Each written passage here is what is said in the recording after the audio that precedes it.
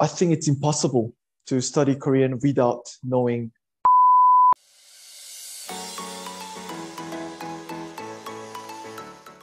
안녕 친구. Hello Korean learners. Nice to meet you. My name is Nate, who is a Korean teacher at this Edible Korean Teacher channel.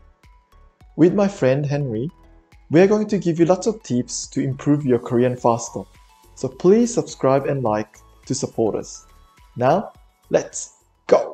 Today, Henry and I will talk about this thing which is really, really important, or maybe the most important thing before you start learning Korean grammar, but so many people overlook.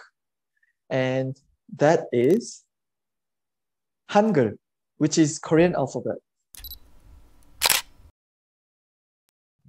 The Korean alphabet, I think there's no reason not to learn it because, it's so easy to pick up. It's very easy to then, do anything really, because it's a good start for your pronunciation. It's a good start for being able to write, read, listen, because you start to, get to know the sounds of Korean.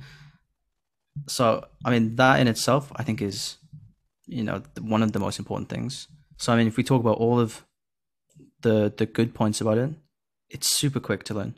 One of the other things is if you go to Korea, so many things are written in kind of Konglish, right?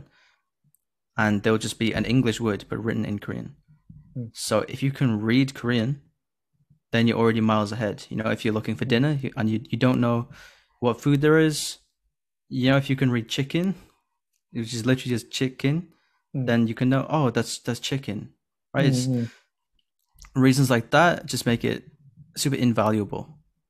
And then obviously being able to read your language, when you're learning it, super, super important and basic thing.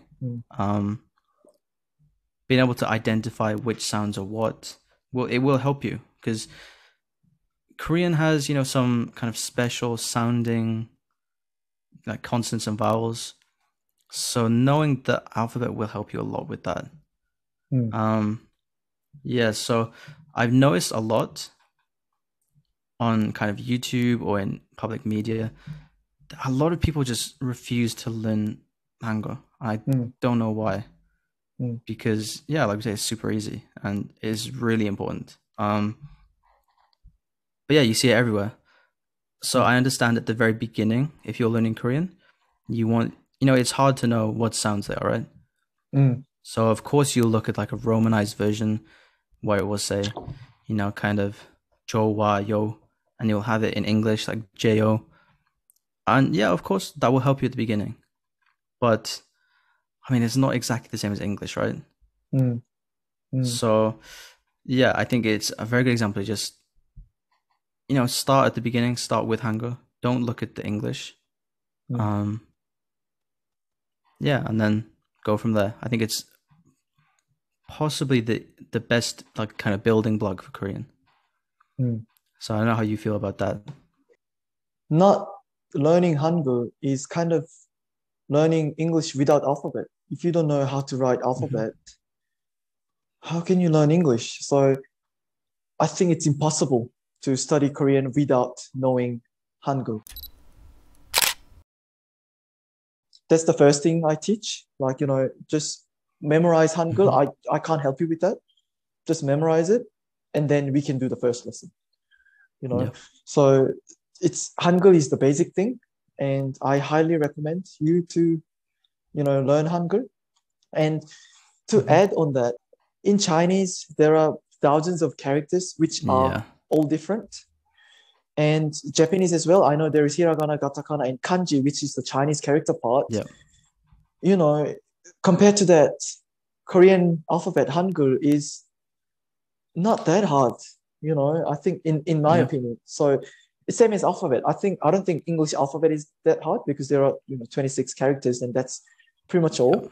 And once you know, you can at least guess how to write.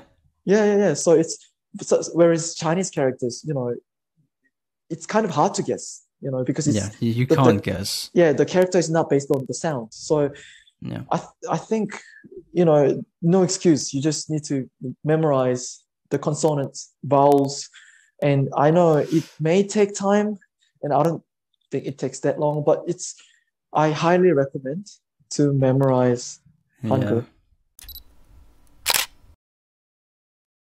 If you guys like this video, feel free to subscribe, like, maybe comment some suggestions or anything you want to see in the future or anything we can improve on. Thanks for watching.